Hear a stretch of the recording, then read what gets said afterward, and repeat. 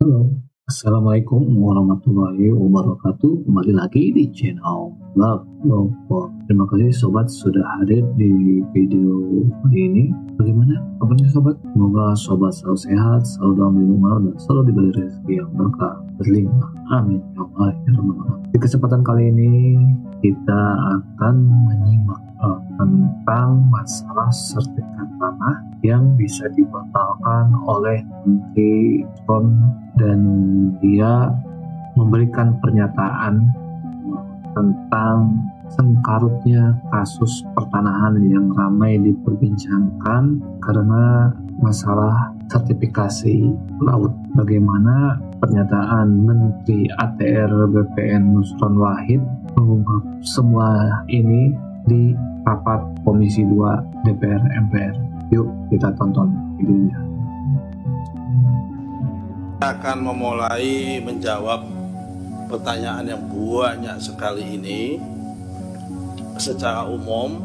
Moga-moga waktunya cukup karena ini dari target jam 2 udah jam 3 lebih.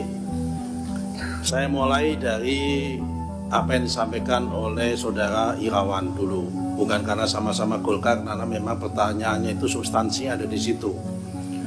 Pertama, saya mohon maaf dulu, ketika hari Jumat kemarin kami proses pembatalan tidak memberitahukan kepada teman-teman dan pimpinan Komisi 2. Tapi ini masih proses awal.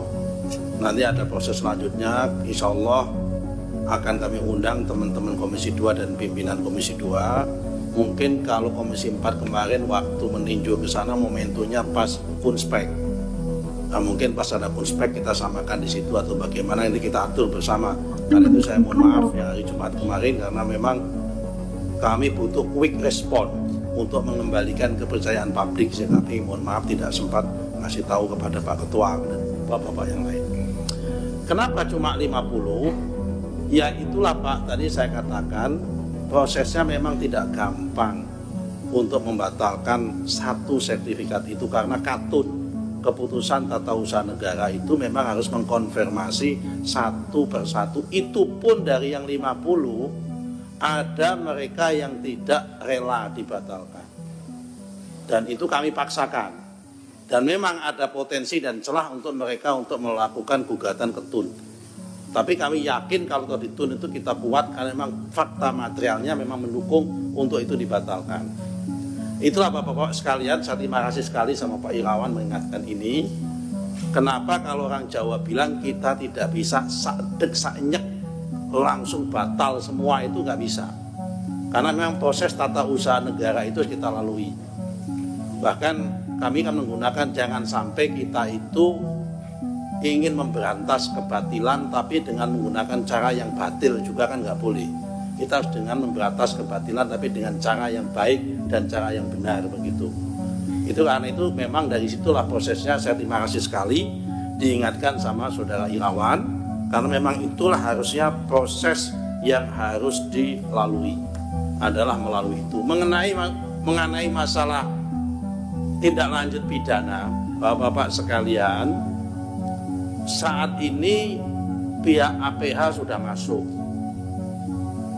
Jadi tanpa kami melakukan proses tindak lanjut ke pidana pun, APH memang sudah melakukan inisiasi di bidang itu. Mulai dari proses pemalsuan dokumen di bawah yang melibatkan Pemda, mulai dari pemalsuan dokumen PBB, dokumen kiriknya dan sebagainya, sudah diproses semua oleh APH. Jadi perkara masalah ini kemudian setelah kami secara administrasi selesai, bola akan lari kepada proses pidananya. Kalau didorong ke sana, apakah ATR BPN akan mengeluarkan inisiasi itu? Tanpa kita ada inisiasi sudah ada proses, kita nanti malah double-double kalau melakukan inisiasi lagi. Jadi kira-kira seperti itu yang bisa kami lakukan untuk menjawab apa yang disampaikan oleh concern daripada Pak Deddy Sitorus. Tapi apa pelajaran yang kita ambil dari kasus ini? Kasus Tangerang, kasus Bekasi, kasus Sidoarjo dan sebagainya. Ini menjadikan refleks minimal menjadi 3 hal. Catatan kami yang harus kita benahi dalam waktu singkat ini. Pertama, memang Permen 16 tahun 2022 ini harus dievaluasi. pelimpahan kewenangan pemberian hak maupun konversi hak tentang HGB badan hukum kepada Kantah itu memang terlalu berat.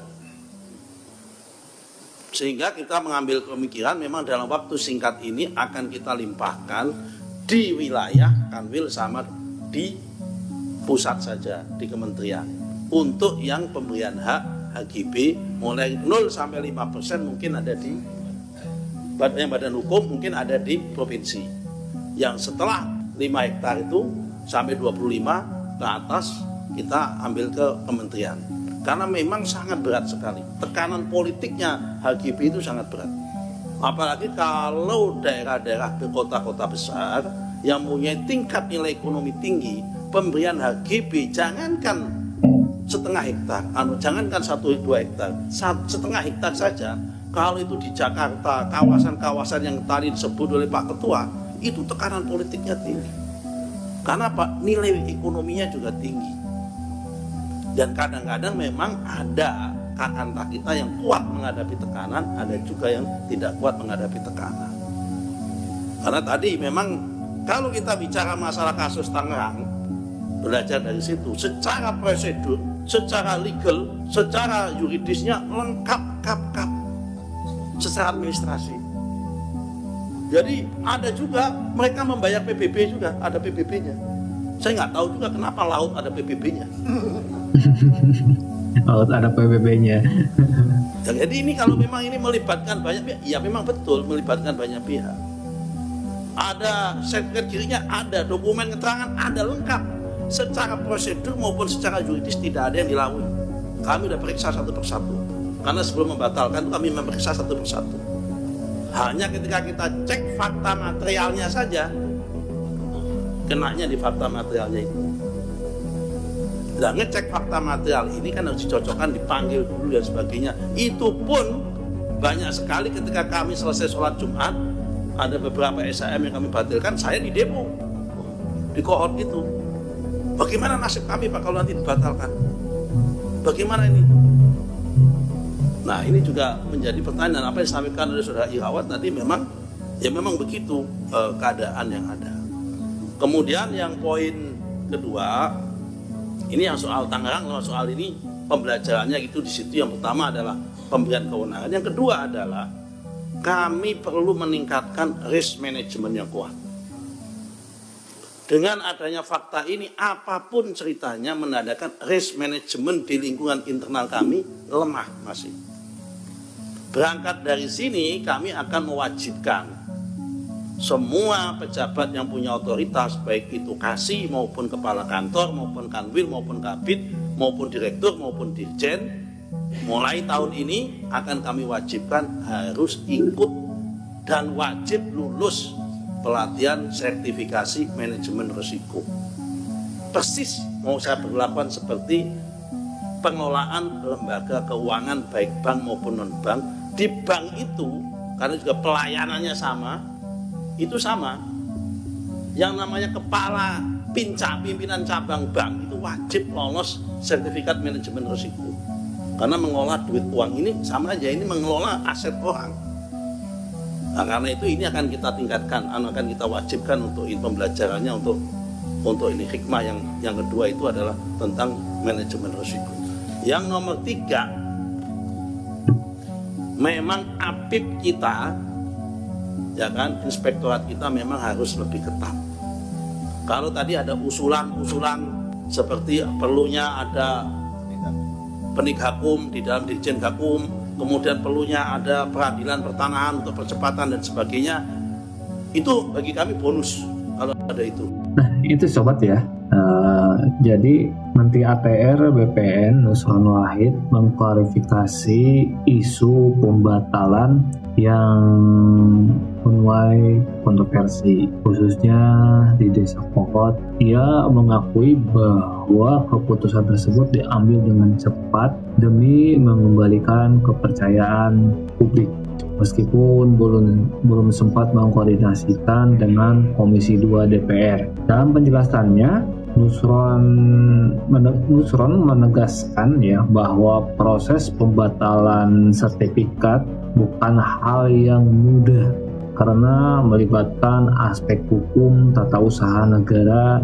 Bahkan dari 50 sertifikat yang dibatalkan, sebagian pemilik tidak setuju dan bahkan berpotensi menggugat PT UN. Namun, ia yakin bahwa pembatalan ini memiliki dasar material yang kuat. Masa laut ada PBB-nya gitu ya. Bahkan Nusron Wahid menyoroti pentingnya evaluasi terhadap regulasi ya.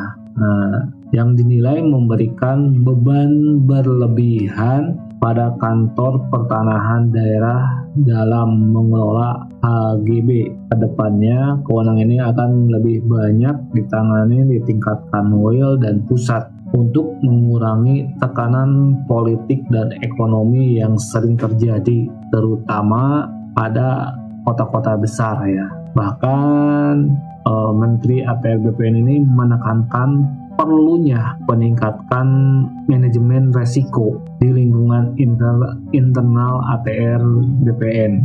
Semua pejabat otoritas yang memiliki keputusan dalam pertanahan diwajibkan mengikuti pelatihan sertifikasi manajemen risiko, karena ya seperti standar sektor keuangan di mana manajemen keuangan atau kepala bagian keuangan katanya pasti ada sertifikasi manajemen risiko. Begitu juga tentang kepala-kepala kanwil cabang atau pimpinan kantor harus memiliki manajemen risiko, karena mereka mengelola aset-aset orang lain dan aset-aset negara juga ya pastinya ya.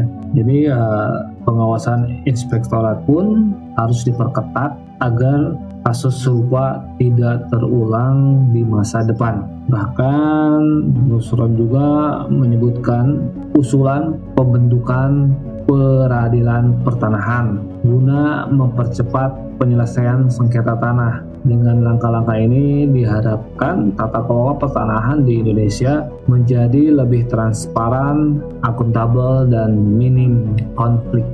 Gimana menurut sobat tentang kontroversi pembatalan sertifikat tanah laut ini ya? Tadi udah terus terang bahwa banyak kontroversi ya. Nah, yuk tanggapi di kolom komentar. Jangan lupa untuk like dan share video ini. Bagi sobat yang belum subscribe, mohon subscribe-nya. Semoga channel ini bisa terus berkembang.